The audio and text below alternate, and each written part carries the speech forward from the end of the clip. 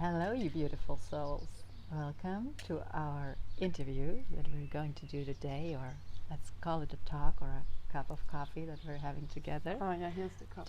Yeah. That we want to invite you to join us. I have the honor to introduce the lovely Indira to you. My name's Mara, and we met here in Spain in this beautiful place, and we both come from lives in what we call different worlds, I guess. And we have different stories that both brought us here. And we wanted to share our stories that are kind of different, and especially Indira started her journey a long time before I did. At least in this life. In this life, yeah, true. In this incarnation.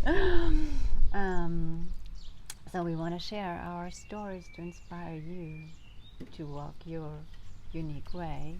So, Indira, you want to start sharing parts of your story? Yeah, I mean, there's lots to talk about. But I'm just gonna transmit the most important points in this video today. Maybe we're gonna make some more videos to go more into detail. We will see where this video takes us. Yeah, so my turning point in life, let's say, was when I was 30, and I was working in a consultancy in Germany and international also in Europe. And I actually had chosen this work not because I really wanted to do it, but it was really more for money, to be honest. Yeah, because I actually always wanted to be in nature. I wanted to do something where I move my body, and also something that contributes to health. So I actually knew already when I was studying, I knew already what I wanted even before my studies. But it wasn't possible for me in these times to really follow what I felt, yeah. And of course, it's our conditioning, how we grew up, as most of you probably know already, what that makes with you. And so in the end, I started working in offices, and I never really wanted that. I said, this is like really the last thing I want to work in an office. And what did I do? I went to an office. And also one of like the hardest jobs, working hours and traveling and so on in the consultancy. And already after 4 years, I had a really heavy burnout. And I felt it already before coming. I knew that something was coming, that my body will show me, stop it. Yeah, because not only like working in a consultancy, I had this search in myself already as a child. I was always searching for something, but I didn't really know for what I searched for.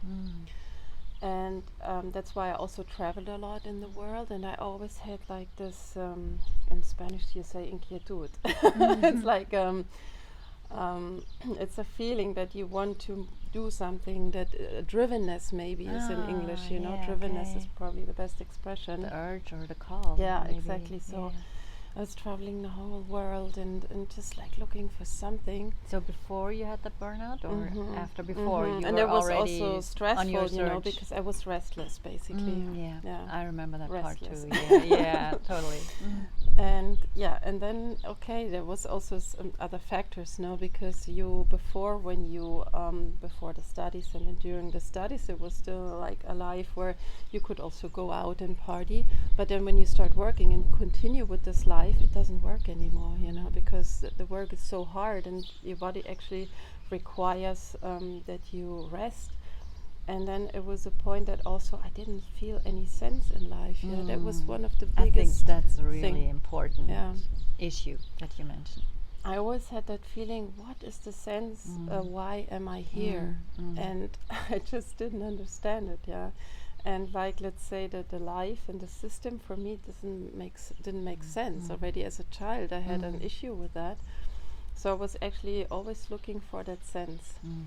For this deeper sense, and also for this deeper fulfillment.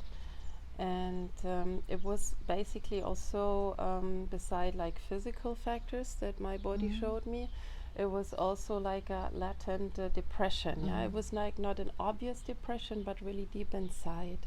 And like depression is also suppressed sadness, basically. Yeah, about like how the world is. Yeah. And and when this breakdown came with 30, I didn't really know what it was or physically, but I knew in this moment it would help me to turn my life. It was really this turning point already in this moment that day when I had the breakdown and it was dizziness and really feeling very, very tired, exhausted. I knew, okay, now it will change. Okay, you knew, but you didn't know where it would go. But you knew that something. Exactly, I knew that this incident would help me to change something in my life. Okay. So from the first day on, I was really thankful for it. Oh wow! Yes, Nice. But I was already so. The modern expression is burned out. For me, is like a combination of many things. You know, it's like an intoxication. It's really lack of energy, that your aura is weak, there's like latent depression. So it's a combination of many things that we, let's say, call burnout, no? And of course I didn't know what it was in the beginning, but then a very good homeopath, after search for a year or so, she then said to me, hey, you have a burnout. And before you just got diagnosed with nothing. Nothing? No, I just went tiredness to, I don't know, 9 doctors, and they said physically everything okay. Okay. And then I made. So did you go to work during that time? Yeah. Okay. So I have I have a very strong will, and so I felt really dizzy. I still went to work. I felt really exhausted. I felt like in the morning I made breakfast, and then after making breakfast I was like ready to go to bed again. And the homeopath then, she told me, you're in the state of an 80-year-old woman, and that's how I felt, you know. Wow. And through this electromagnetic blood test, many people don't know this, you just need a drop of blood, and then it tells you what intolerances you have, how many toxins you have in your body, which cells are damaged and so on, and it was a really bad state. But at least I knew what it was. And she stabilized me in like 1 year or 1.5. It cost me quite some money. Still going to work? Yes, of course. Like, you know. Yeah. And but then I made a break. Then I went to Australia for a sabbatical in New Zealand for half a year. And then I started to do yoga and also go with a Chinese doctor and also start my diet, and there was another turning point, and there I didn't work. I was just like 6 months and I was floating like a plant in the ocean, you know, these water plants. That's how I felt, not knowing where it's gonna go. And then I came back and I wanted to do something different when I came back from the sabbatical, and again I went into another consultancy. So it was all a process through like let's say 2 to 3 years until the body was like talking to me so clear and saying, now it's enough. And then how did your body tell you? I knew that because I kind of went into a dependency with the homeopath, you know, because I kind of had to go every week to like feel stable. Exactly. And I didn't want this. It doesn't have to do anything with her, because she did a great job, but I just felt I don't want this. You know, I don't want to go every week to somebody who helps me, and then I do something which, like, you know, exhausts me. And then I saw the swamis in a vision, like the Indian spiritual teachers in their orange clothes, and they were calling me. And then also like the smells of Indian Ayurvedic oils and ghee and so on. I had it in my nose when I was in Munich working. And then I said, okay, that's the point. You go to India and do a yoga teacher training, just for yourself in the beginning, And then I went to India, which was an amazing experience. Did you quit your job before you did go? Did I quit my job? Because that's the point where so many people... Yes, I did.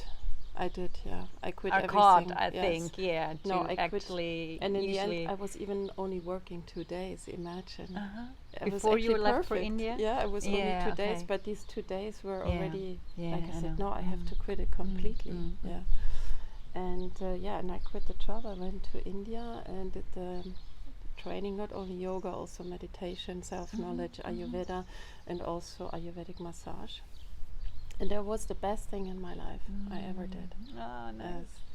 And it was also the hardest thing because it was 4 weeks. Okay. And it was like a 500-hour certificate, and it was really a lot of pressure, but it was so good. But I felt tortured during 3 weeks.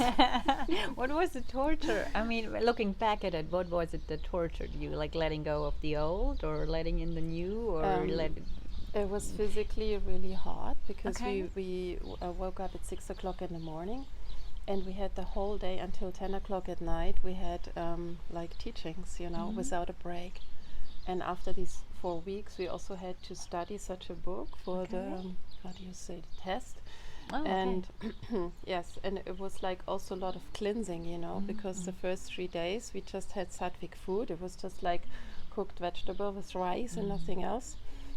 And then you feel so purified after a while, and so much energy comes back, and also a lot of emotion coming up and all this, and finally knowing you are on the right path now. Yeah. And it was really emotional, the first days especially, but really, really hard. And I think 10 people also quit from the course. From how many 40. were you? 40. Oh wow, it was like Yes, quarter that gave. Yeah. Sort of. And the gave last up, week yeah. was kind of okay because I knew it was over after. Yes, and but it was it was wonderful to do it. Yeah. And now it goes, because I'm drinking coffee, it goes to my voice. See you next time. We know Next that. time we don't drink coffee.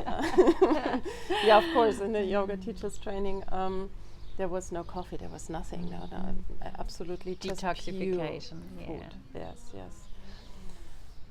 But the first thing when I went then to Goa from the teachers training, after the training, was I had a chocolate cake and a glass of red wine. Did you enjoy it? Yes. Because sometimes like you let go of something and you get back to it and it's like, no, it was, why did I ever like it? It was amazing. Really good. Yes. Yeah, and then and I was already the year before I did the training. I was already 3 times here in Spain, in Andalusia, doing language course. And I knew that I want to live here. You knew like from when you did your language courses? Yeah, that's when you decided? It was like a year before I went to India, and I was 3 times here in Andalusia. And I knew that I want to live here. And after the 3rd time I did the 3rd language course, I said, I'm going to do this change. Yeah. And then after India, I packed my car in Munich. I had a old red Nissan, packed everything in there, and went to Spain, basically. Wow. Yes. Wow. And that was 15 years ago in 2008. Yeah. And since then I'm here, but I'm also always a lot in Germany, so because I knew I had to heal something there. I can't just say, I don't like Germany, and no, because every country has something where you say, okay, it's good and bad, and in the end, what is good, what is bad. But I knew I had to heal something. That has heal to for do yourself. With my past in Germany and growing up there, and it was part of my healing process. And altogether, it took me like 8-9 years to recover from this burnout. Wow. Yeah, it was really like the first years I still had like dizziness and this feeling exhausted all the time, and just not having enough energy, like a battery that you want to charge and it doesn't really charge anymore. But I started here with yoga and massages and then Ayurvedic cooking courses, and then already in the first year came also the healing work. And of course it's always a process. You do what you can, you don't have to be healed 100% to work with people. We all know this, but a certain self-healing process, I find it really important. And that had taken place, of course, with the training in India, and then also the first year I did a lot of self-healing with other healers, and it was like a really amazing path. Also the people who came in my life and who helped me. Yeah. And of course it gets less through the years, you know, because you learn how to really do this for yourself, because in the end you can only heal yourself. Other people can just, I mean, I always say that, I say, okay, am I a healer? Yes. But in the end I say, I just give you an impulse, an orientation. It's like, how do you define healer? Yeah, You exactly. can just yeah. inspire or give an impulse for people to heal themselves. Yeah, to reactivate the self-healing forces, and then also to remember who you are. Remember that you are divine love. And when we start to remember that, and it becomes really great. It's not even that you have to love yourself, because you are divine love. So yeah, but to accept that we are divine love, you sort of have to love yourself, I believe. Yes. Or that's how I feel it, you know. Because if Yeah. you cannot love yourself, you cannot accept that you are divine love. Yeah, exactly. What I feel. Yeah, and now I'm here with Mara, and my life got really simple. I mean, it was also just maybe to make her also flow towards your path, that over the years, the more simple my life got, the more fulfilled I felt inside. And in the moment I'm living even in a camper van since a year, and I have rented a little studio here to do the retreats for healing work and yoga, meditation, Ayurvedic food. And I could also live in there when I don't have retreats, but I just felt, no, I want to be in my bus, you know, in the space, and it's so beautiful. In the morning you open up the door and you are already in the nature, and this really reduced and simple life. For me, this is so beautiful. Yeah, and really be in full contact with the nature. That has also a lot of healing strengths. Really, the nature is really the biggest healer, actually. Yeah. And we're part of it, and we forgot. That's Yes. how I feel it. Yeah. But definitely, there's a lot of strength. Yeah. So, do you have any other question for me? Well, I think the question would be for all of you guys watching us, like, is there one thing that you would like give as an inspiration, like one thing to look out for, or one thing to notice it's time to change, or just like one impulse that just comes to you? I know there's like 100 impulses we could offer, but like the one now looking back at your story, what's like the medicine you would like to share from your story? It's really to follow what you feel and what your dreams are, what you really feel from your heart, not from your head. And I know for many people this is sometimes already difficult. And before I went to Spain 16 years ago, I had the feeling, how do you call these jump boards where you jump in the water? You know what I mean? On the platforms where you can Like just jump off. Where I had the feeling I was running on this platform, forth and back. Yeah. And I was like, why do I not jump, you know? Yeah, okay. I said I can't, because it was like so tiring to like, I knew I had to jump into the cold water. In Germany you say, no, you have to jump in the cold water. Yeah, and then I did a work with a German woman. She did cards, but she did also family constellation, but individual constellation, where you would put like all your family on a paper. Like on a board, okay. And then it was like just dissolving for me all the fears that I had to jump. And after two of these sessions, I jumped. So jumping for you was packing your red car and driving off to Spain. Yeah. And go. And so jumping was not quitting your job? It was part of it. Okay. Yeah, of course, it's always a process, you know, normally. So I mean, it was like 180 turn, but there was already something happening before, you know, it was not really from but one really day to jumping, the other. it felt like packing your car, coming to Spain. And then drive out of Munich direction. Yeah, I remember driving out of Munich as well, funnily enough, because we did not know each other. Munich, I fled from Munich originally. Exactly, yes. Which is really funny. And then of course, during all these years, I had to do these kind of things over and over again, because I kind of let go. My whole existence so many times already, 6 or 7 times, because I knew if I don't let go, I don't develop. You know, if I, for example, there was a point where I said I did 7 years Ayurvedic massage and it was great.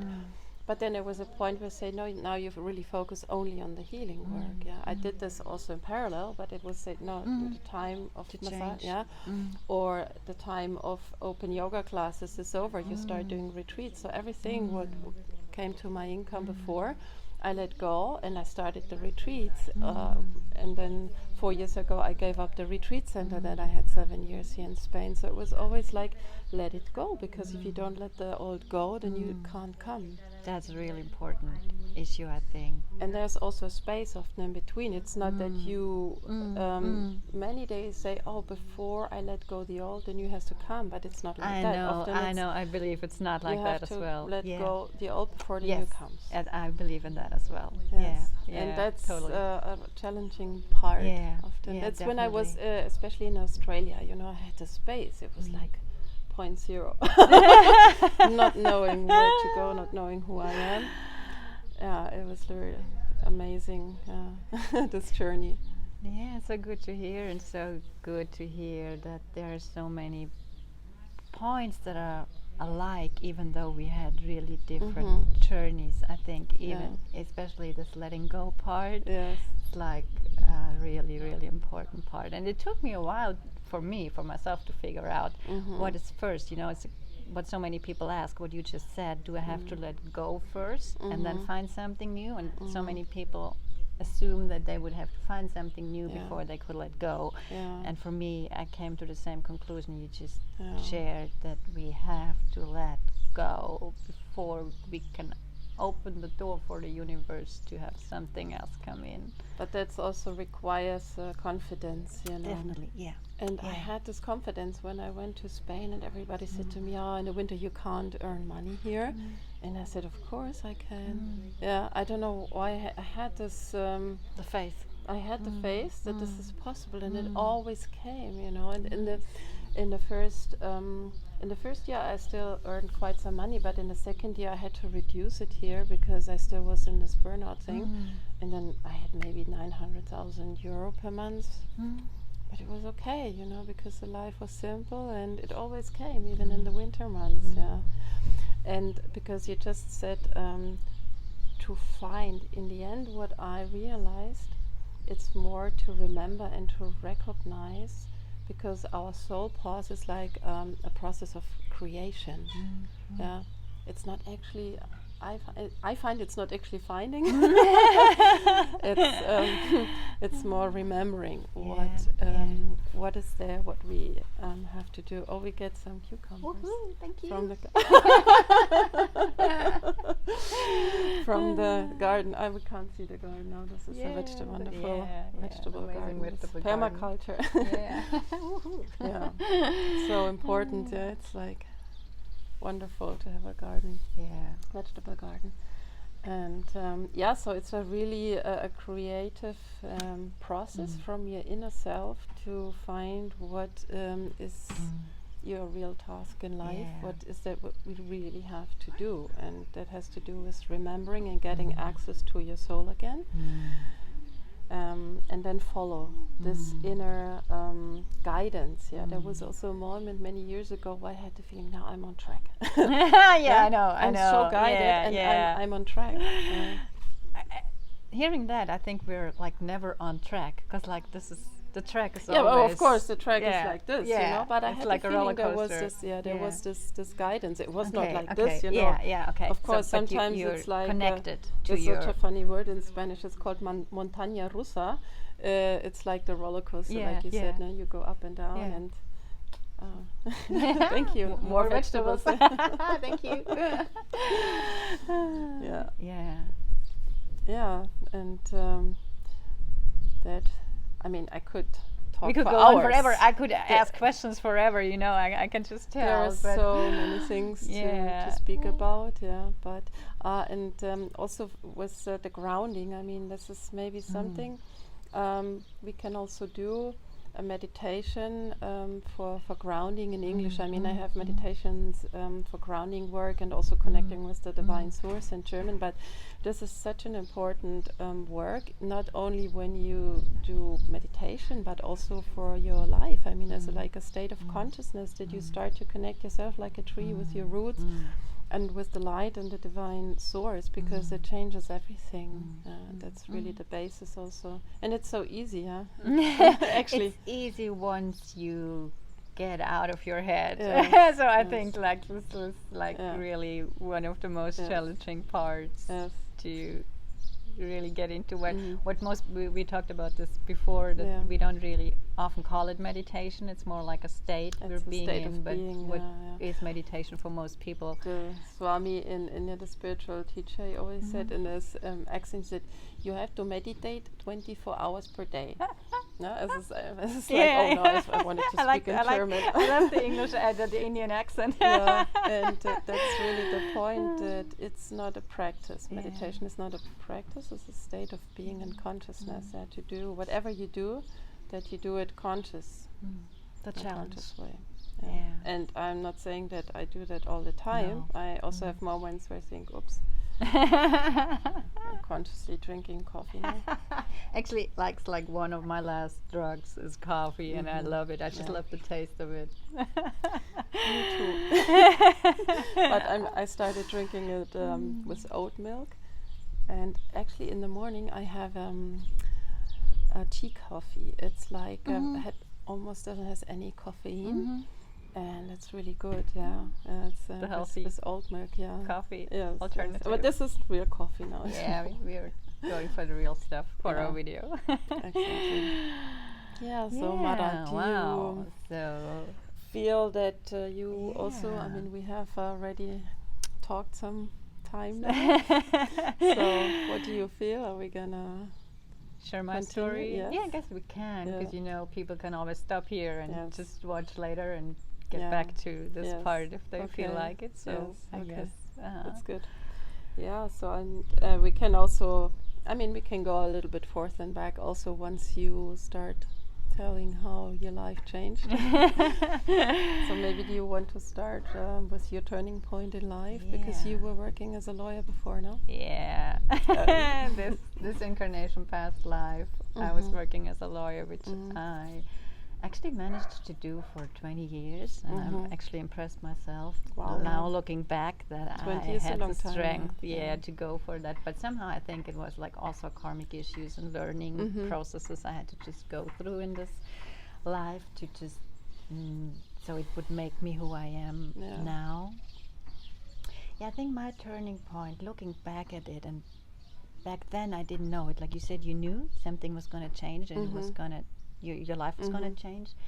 I didn't know, but looking back at it now, for me it was, 2014 was my really low point, which looking back, I think 2015 things started to change, but looking at the state I was in 2014 was for me like, and was before you said it was like 7-8 years it took you to get out of this, so I think I'm now life getting me here is sort of a sign that I may have taken most of the bigger steps like the past 8 years basically. But 2014 I was a mess looking back at it now, like it was all this shiny stuff on the outside. I had the job, I had the husband, I had the house, I had the cars, I had all this.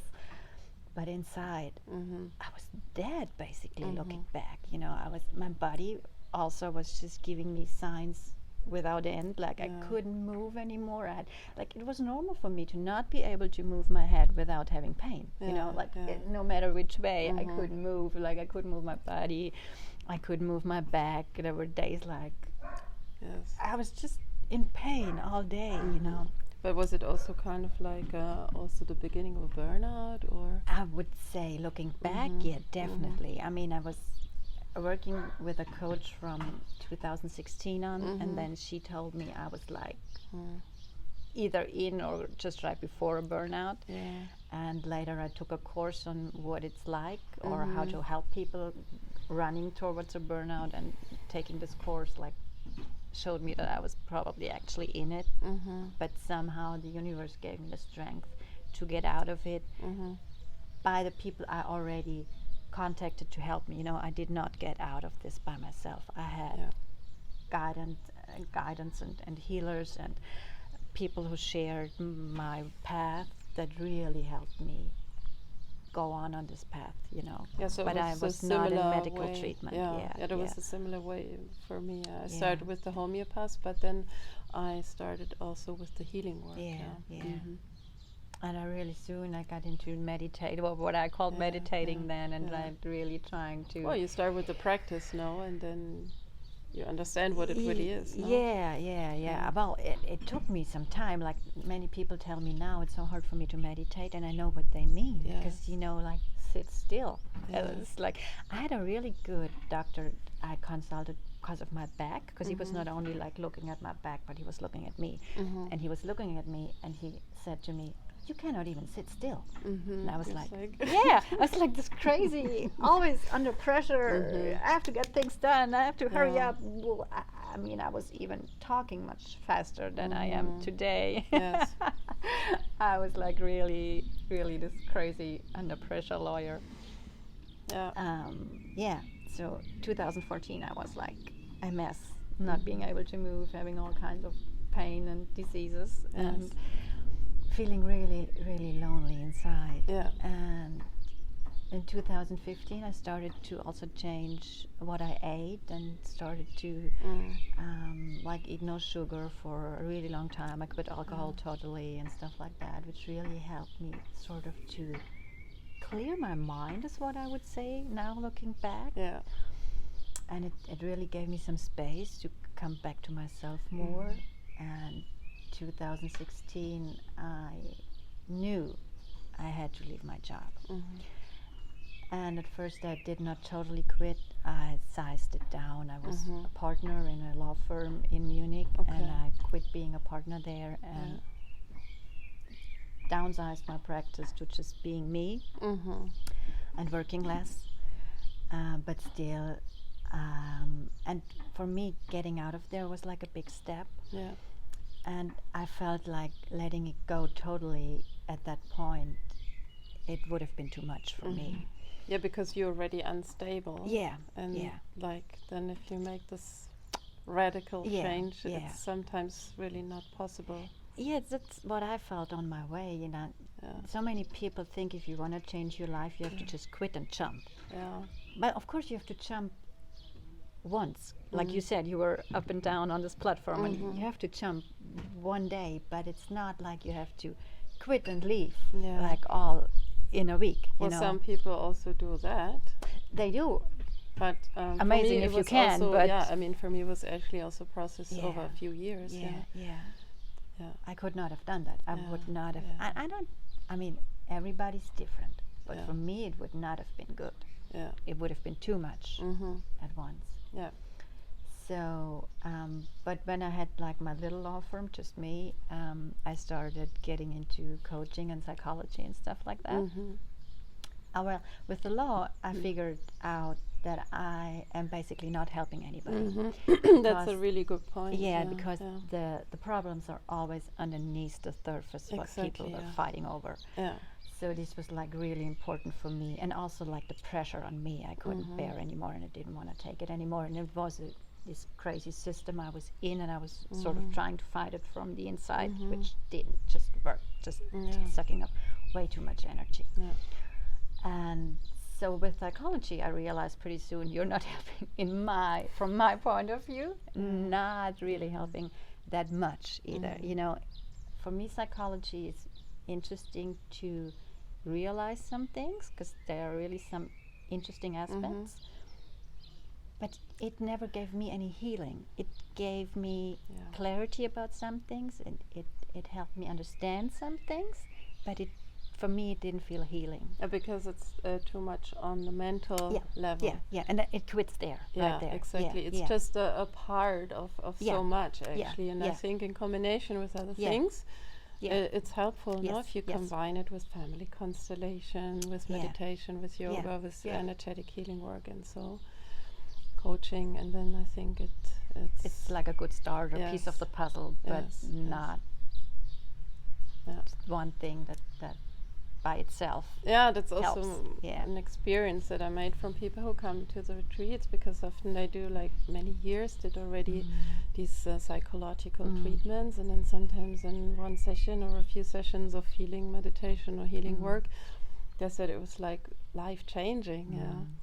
And I think it's like also a point to really work more together, not say, oh, it's only this or that, because in the end, everything is important, but and everybody's different, so everyone needs a different piece of the puzzle that helps. But that's like when you do healing work, you go always on the theta state, and that makes it so powerful. Maybe to explain a bit the difference, no? Because if you just talk, you're more on the beta level where you awake, and then when you go on the theta state where your brain frequencies they change, and you go into like a deep relaxation state, and there are a lot of healing can in just a few seconds or minutes or in an hour there can happen so much, and that's really powerful, and that goes through the connection with the earth and with the light and the divine source. And that's the healing part I missed in the psychology thing, that really healing, that really changes things. In psychology, I felt like even looking at other people, not really for myself, a lot of new addictions are created. It's like there's so many people seeing their psychologists or psychiatrists like every week for like 10 years and so on. So this for me was like creating new codependencies. That was the point, what I said in the beginning of the video, was the homeopath, that I felt that but it was like a dependency that I was creating myself, and I said after 1.5 years I want to go out there, because you don't want to be dependent on it's important that we take over the responsibility for our own healing process. That's really crucial. And being honest on this point, at that time where I got into the psychology part, I met a guy that really challenged me as in dealing with the sort of relationship we had. So this made me go deeper and deeper, and how do relationships work, or why do they not work, and how do I deal with and accept what is. I cannot change my counterpart. I can only change myself, and he was like this huge lesson for me, and this huge like kicked me sort of, because I couldn't there were points where I couldn't bear the way it was, and I was like, I have to take care for myself. I will not change him, and I cannot change him, and this is not the solution. I have to figure out for myself how to deal with this. Exactly. And this was really the point where I was pushed to find my way of healing, because we talked about this before, that everybody has a certain weight they can carry, or burdens they can bear, or pain they can stand. And I believe, like for us, maybe both of us, we're not really willing to be miserable for a long time anymore. But when I realize something hurts me or bothers me or makes me miserable, my question is, what can I do to change it? And I think this is like really a key to go your own path. It's not to expect anybody else to change. It's not to expect anything to come to you, or it's asking yourself, what can you do, what can I do to change that the thing why I'm feeling miserable. And so this guy sort of put me on this path, because I was challenged to find my way to cope with whatever was and accept the way our relationship went, which was not what I wished for. So he also played a big role in my path, actually. I mean, this sometimes it's really challenging, because in my case I realized also that, also through the healing work, that certain behaviors also in relationship, they come from other lives, because you have a karma with somebody. And for example, you're feeling this guilt because something happened in another life, or it's also ancestral topics or issues. And because until the point you have not solved this, you keep on acting according these old patterns. Yeah.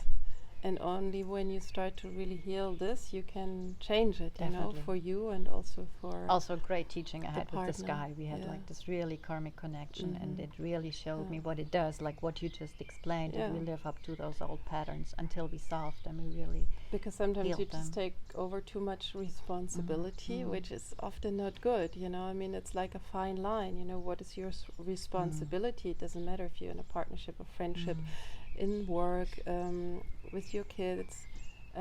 What is your responsibility, and where have to give over the responsibility? Yeah.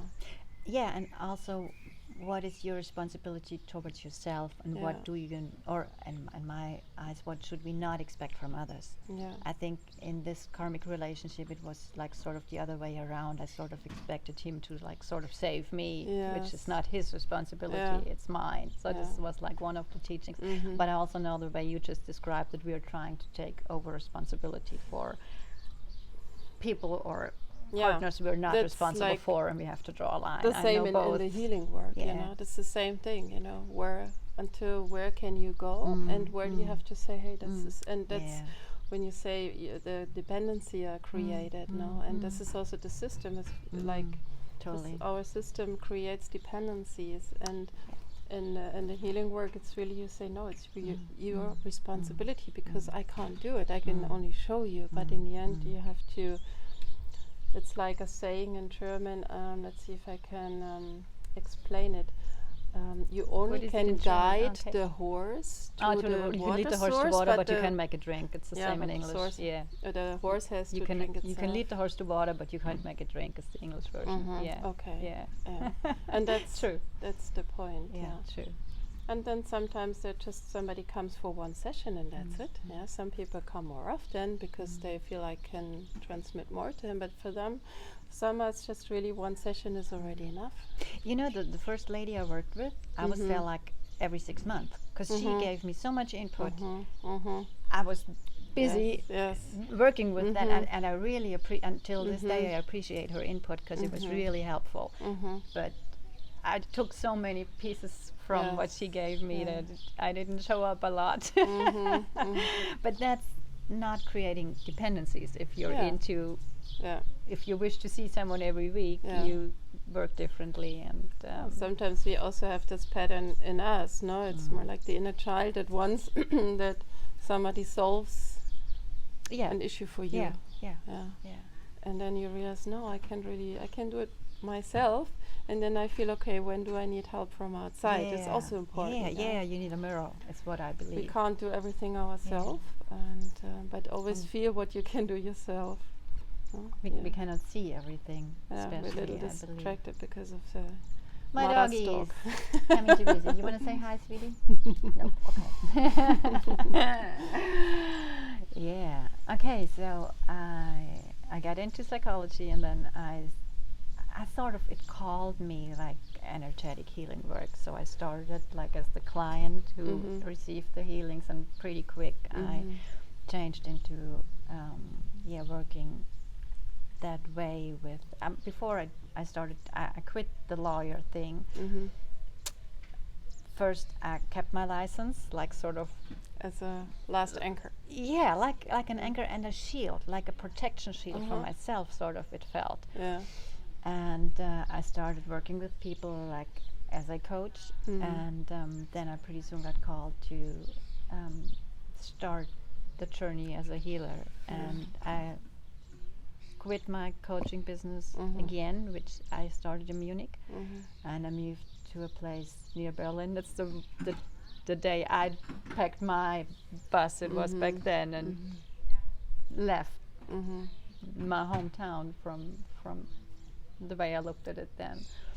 And I stayed in Brandenburg, near Berlin, for about a year. Yeah. And I really got into my own healing there. I did not work a lot, actually. I did some, as you said, we don't have to be totally healed to work with someone else, but it just took up so much time and space and effort to really go into my healing work. And then I had the call to go travel again last August. and I ended up in Spain, but not here yet. No? Where did you first go? I ended up in Loja, which is between Malaga and Granada. Okay. So on the what I call the other side, like the other side of the Mediterranean world, Sea. yeah. Yeah, the coast of Spain. And I didn't end up, but I was drawn to a cortijo where a couple of Germans lived. That's what you told me before. Yeah, I guess. Okay.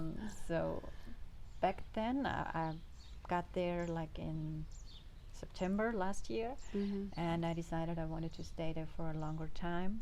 And I went back to Germany and gave up the place I had there to live, which was interesting because I came back and I had a little house with 50 square meters near the Havel, and I came back and I looked at this house and I was like, it doesn't have wheels. I don't like it anymore. It's so weird. Like you said, you live in your bus now, and you talked about reducing things. I mean, that was a really big part of my process as well, trying to figure out what do I need. I mean, I moved out of the big beautiful house and divorced my husband, who is a soul I dearly love still. We're still friends, but it was not as a couple we were not supposed to keep on walking our path together. And I basically gave up everything but my bus and my dog, and that's what I brought to Spain. And then in December I went back and gave up my little house and basically gave away everything, all the furniture and everything that I had there, almost all my stuff. That's why I never had furniture, basically. Yeah, you told me. It's so funny. I had a lot and I just gave it away. It's also so I have to move now because both of my legs are asleep now. So did I put them to sleep, you know? Yeah, I never really wanted to have furniture. I had decision. always just like very little, because it was also, I thought, no, when I move on, you know, then you have another way baggage to let go. Yeah. And you know that yesterday I agreed with a friend that I'm gonna buy her camper van, so now I'm back to a house with wheels. So it's just really amazing for me. Yeah. But anyway, I went back to Spain in December last year, and it turned out that the life on this cortijo was not the life I intended to live. Cortijo is like a little It's like house, not to well, explain it's it in actually English, or more like a house. It's like a, what do you call it in English? Like a big property with an old Bauernhof, like a farm, like an old it's like old farmhouses and farmland around and a community it. living there. Yeah, basically a community that was like very or sort of new, and they like sort of wanted to start over, but just I was shown that it was not my path to stay there, and actually I was pretty glad that I got to see this sort of quick. And I packed my stuff again and traveled again, and actually I was at a point where I was not knowing where to go, not knowing what to do, really questioning if I was on the right path. And I was like, okay, I'm going to this one place. This is my last try here on this part of the coast, which is the Atlantic coast where we are at right now. Yes.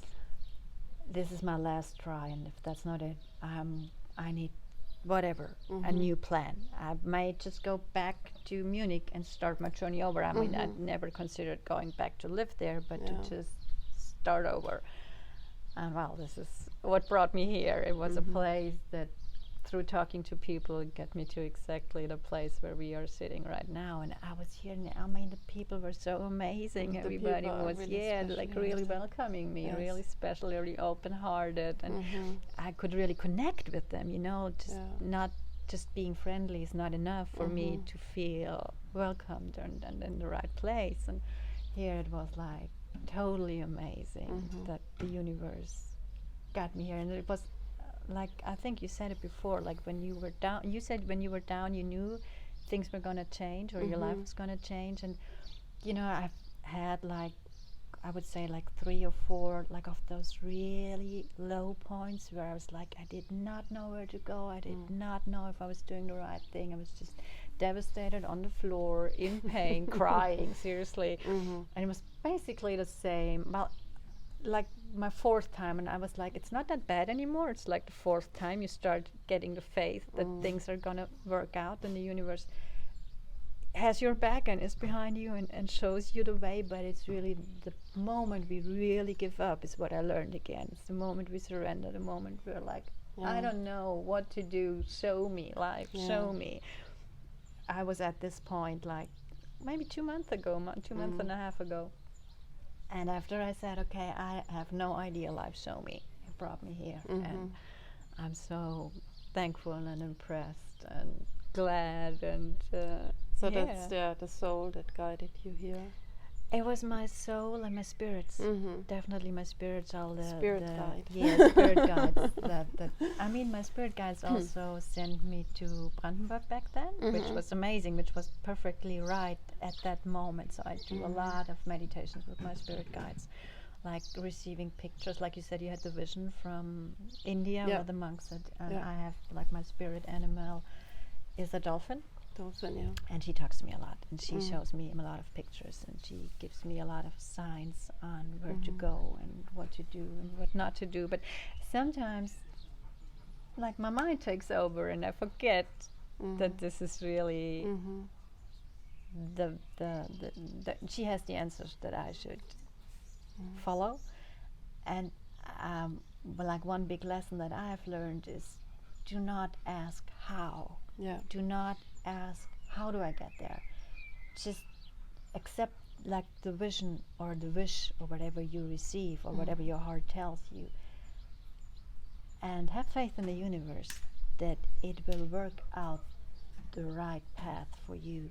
Because like looking back, I could have never imagined the way my life had to take to actually end up here. So our mind cannot do the job. It's magic, and we cannot imagine. It's beyond our imagination.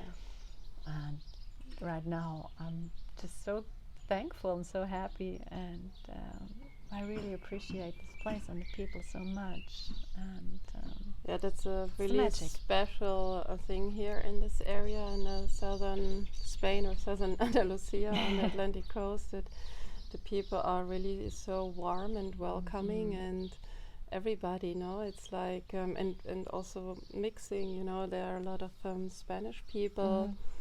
I love that as well. Yes, and also like, let's say old people, that are living, that they lived here in this little town, village. No, it's not a town, it's a village, Saura. They lived here all their life, and they're mixing up with everybody, and it's really beautiful. Because if it gets too many foreigners, like in Portugal on the Algarve, it doesn't feel right anymore. I think it's important that it has a good balance, between the people who live here and the people come from abroad. Definitely. But in Portugal, well, many people love it. I know. I didn't. Or not what I saw now, because I've already also been there on my journey this year. And I saw people that did not want what you just explained, like this mix. They didn't want to mix. It's either neither the locals, I got the impression, were interested in the people moving there, but people moved there had no intention of being integrated in the Portuguese life. That's how I felt it, and that was just not what I wanted to live. I think that's really but that's really so rich when you open to dive into the culture. And I think one important thing is also to learn the language where you are, and to really experiment what the people also have to give to you. One thing is really the joy and the humor here, because it is so helpful. When I had this burnout, and all the time when I was like really laughing with people from here, from the bottom of my body, all the symptoms were gone. And I think in this whole thing about talking about healing work and so on, this is so essential that we don't lose this, and especially in the last couple of years, with this whole craziness what's happened. So many people, they don't allow themselves to feel this joy anymore. And I'm not just like joy. For me, it's really divine joy. In Spanish, you say alegría. And the humor, of course, to allow yourself to also really laugh about yourself. That's a very important point. Definitely. You can take things serious, but don't take them too serious. Because then it gets ridiculous, and I had to learn this also. In the beginning of the years, I took my work too serious, and then people were saying to me, "Indira, relax, it's too much." And that was a really important lesson, also.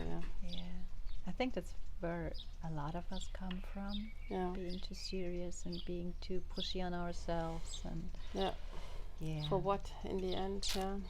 If you don't enjoy life anymore. And when I say enjoy life, I'm not speaking about just do what you want, because for me, enjoying is also to follow my soul path, Definitely. And that's really important, because many people think life has to be hard, or if it's work, it cannot be fun, or things like that, like all those old beliefs and patterns that we really can transform within the healing work. There are so many of them believing that life must be hard or work must be hard, and it's not like that. For me, it was like this realization that your soul path, we chose paths that are fun. None of us chose a path with a struggle, which is we have to allow ourselves to accept that life is not a struggle. But that's really, for many people, a lifelong process. But I think it can end now, because everything now can go really quick. And that's also when you do the connection with the ground and the divine source, to remember that in the source there's no time, and really life topics can dissolve in a few seconds if you're ready for it. That's the point. If you have really made up your mind, or your soul is ready, and you really let it go. If you have taken a decision to let the old go. I think for me that was like really, it can go quick if you really make the decision and you really let it go. You know what my vision is now at the moment, where it drives me, it goes out on the Atlantic Ocean. And the other day I was watching a video from a young woman, and she crossed the Atlantic Ocean already twice with a really old boat. With a wooden boat. It's called Varam, I think, and it's a 50-year-old boat that she renovated. And it's like totally pirate hippie boat. And I was watching this, and I have already this vision since many, many years that one day I want to cross the Atlantic with a sailing boat. Also, I don't really know how to sail, but this will also come. I know it will come. It's something that I want to learn. And for her, it was also this process, renovating this boat and learning about sailing. And one day she took off, and she just went by herself, all alone, through the Atlantic Ocean. And that's something I feel this pull, towards there. So you're on your platform again, and it's like maybe the next chance. I don't know how it will happen. For sure, maybe also with people together, or I don't know, but I think one day it will happen. And what you describe now is that we're all, even if we have taken like a lot of jumps and steps, and we're following our soul path, there's still always and I think that new challenges. That video, or that message that she transmitted, we can also put the link of this video, because it is so helpful. Now I have to go back in June to Bavaria, and of course it's 3,000 kilometers alone in my van. Well, maybe not soul alone. Sister will come with me at least until Italy, or maybe she comes also to Germany. Then it's already easier, but I did this trip already quite a few times alone, and it was quite a challenge at the beginning. And I also like, I did it already a few times, but now it's again, wow, 3,000 kilometers alone through Europe. But then when I watched this video and I said, well, she goes alone over the Atlantic Ocean. So this is nothing. So it like puts everything into perspective. Yeah, and it really is so helpful because she also encourages some people, and especially women, to really follow what you feel inside. Yeah, and it's always possible. And what also was really interesting that she said she was never in a storm, and she hears like all these people and old men talking about their storm stories, and she says, I've been never in a storm. And when you see this video from her, she's really floating over the ocean, and everything is so calm, you know. And I think that we can really create also where we travel and how the weather is. In the end, we are the creators, and to remember the strengths that we really have inside, that we are the divine creators. We are to create other worlds. Create our whole lives. Yeah. So and the journey goes on, no? Yeah. It's not that one day everything is good. No, you will always have challenges.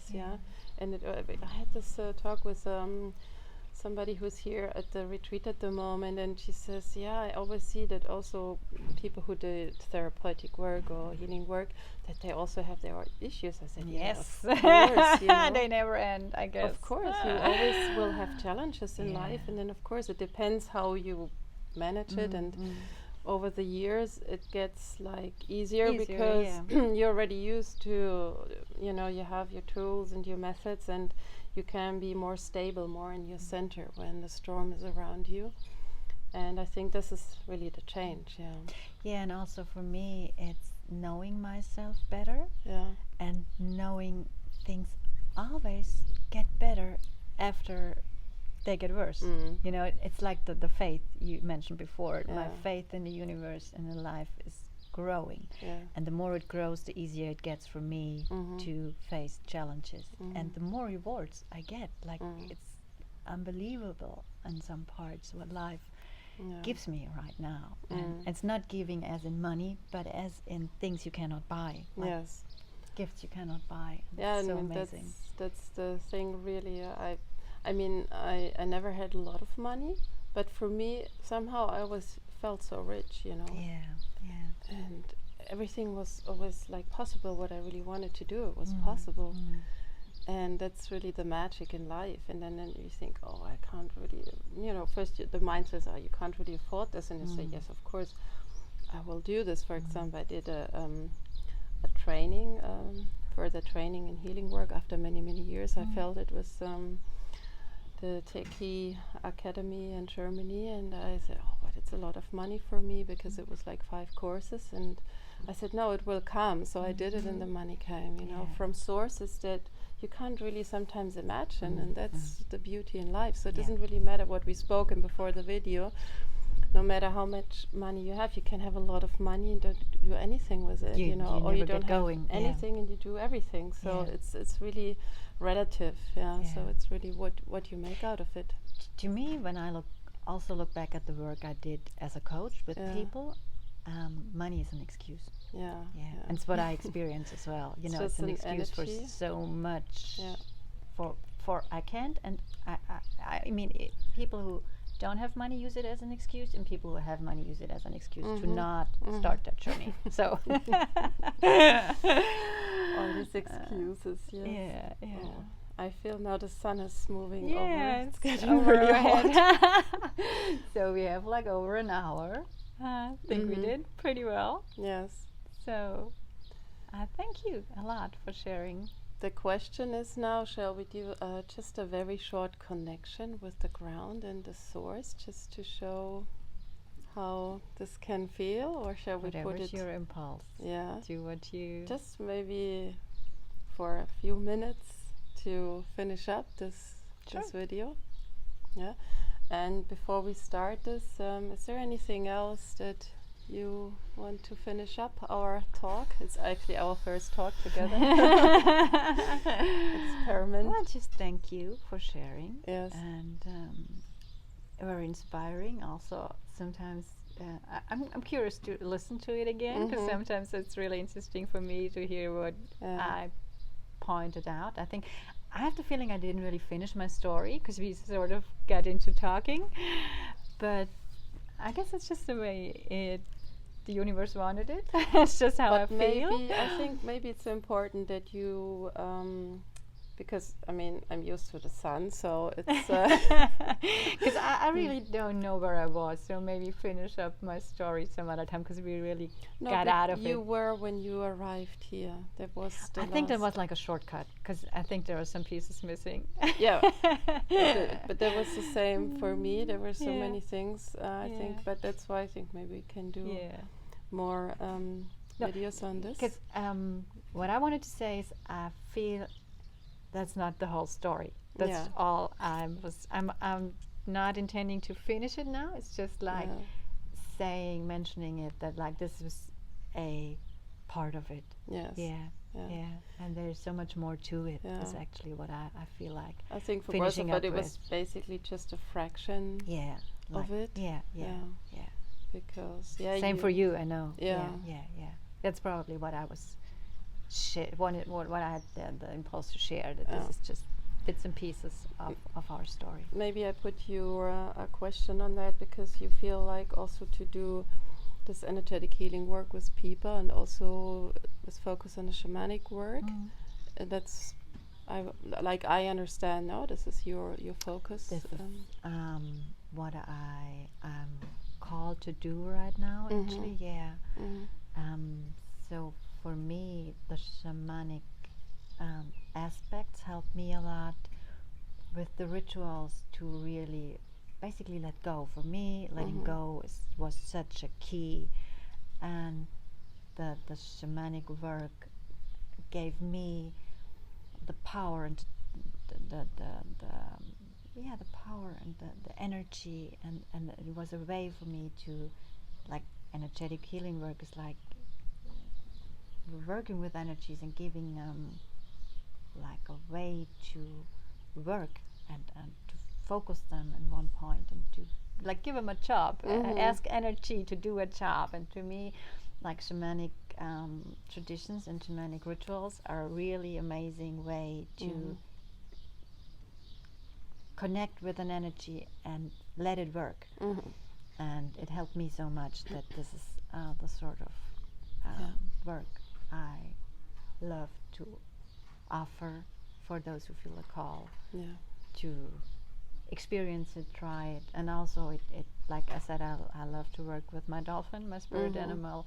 This for me is like one of the most amazing experiences, to connect with your spirit animal and like keep this connection and have all those spirit guides, connect with them and have them answer our questions, because only we know what is good for us. Nobody from outside, in my experience, that's true, can answer where to go, what to do, what's best for us, and like really find a way. Everybody has a different way to connect with themselves and get their answers. For me, it's a wonderful way to connect with myself and my spirits and get answers for my life. Good. Yeah, and that's what I want to share. Good. Thanks for the question. Yes. Thank you for watching this video. Before we go now to this connection that I'm gonna do, and we're gonna put all the information on the video below, also where you can find I don't know, do you have a website, or to Mara's website, to my website, and some other information that we think is helpful for your path. And and then it's also would be great if you join my channel or the channel of Mara, and to be informed when we're gonna do new videos. And I hope to see you soon. And when I do this connection, we're just gonna like fade it out. Okay. And so people can just stay with whatever we're gonna do, and they're gonna be. Is there anything else that you want to say, or? Thank you. Thanks for watching. Thanks, and of course you're welcome to visit us here in Andalusia to do some healing work, and also come for a retreat or just for a stay, and just to be that was something that you also wanted to Yeah. offer, not just like create a space where people Yeah, can get just out of be. where you are and Not necessarily do a retreat. I mean, I'm more focused on the retreats, but maybe also going to create something together in future. We will see where life guides us. Yeah. Okay. Good. Yeah. So Then let's go ahead with yes. your. Okay. So if you want to do this connection, it would be good if you just put yourself in a comfortable position and close your eyes, and just take a few deep breaths towards your heart. And it's always helpful if you inhale through the nose and exhale through your mouth, just to let go of the used energies and the inner pressure and tension.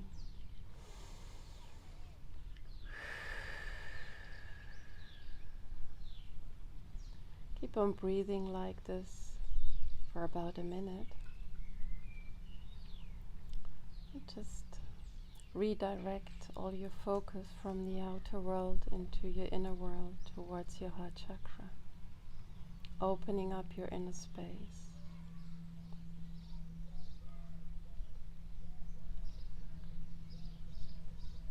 And opening up your heart. Then from your heart you go downwards with your exhalation towards your root chakra on the base of the spine, and becoming wide on your base to let your roots grow into the earth until the center of Mother Earth, where your roots are going to anchor. And you just visualize how you start to reconnect with your tree of life. And with your whole consciousness you go into the center of the earth and feel the strength that the earth gives you, this confidence, this love.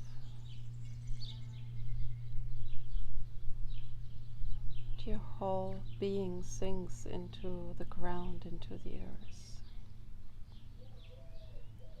And at the same time you feel how the earth's energies are flowing upwards through your roots and strengthening your body, which is the trunk of your tree of life.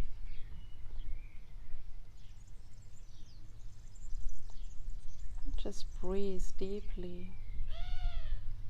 between your body, your roots, the center of the earth, and from there upwards towards your ground.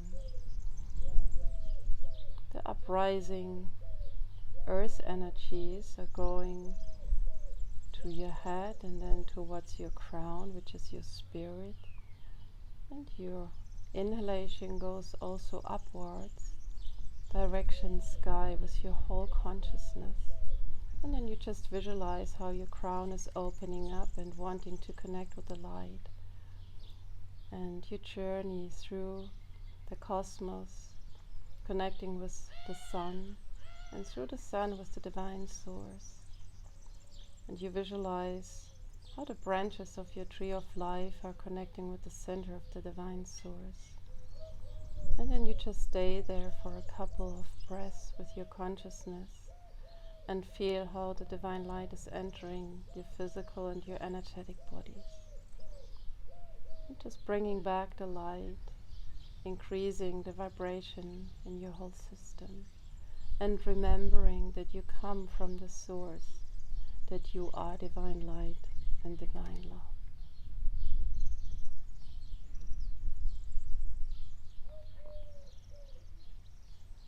Just extend and fuse with the divine source.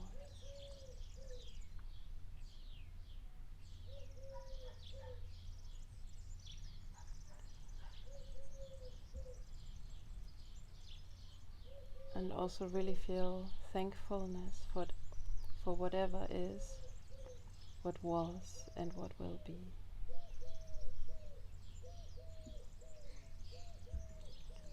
And with this feeling of thankfulness, you start coming back again from the source, through the sun, back into your physical body on the superficie of the earth, connecting again with your roots, and feeling really grounded, connected, and you are one with the divine creation. And you can take a few deep breaths between the sun in your heart, the sun in the earth, and the divine sun in the sky. From your heart exhale into the earth, and from the earth over your heart into the divine sun. Just imagine this standing eight between earth and sky that is crossing in your heart. And feel the eternity in your being.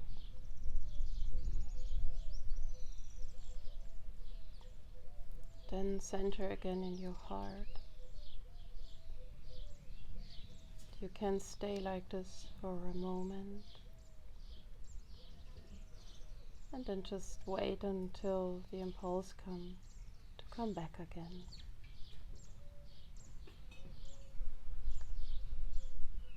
Do this connection every day and let it become a state of consciousness, a state of being. Thank you and namaste.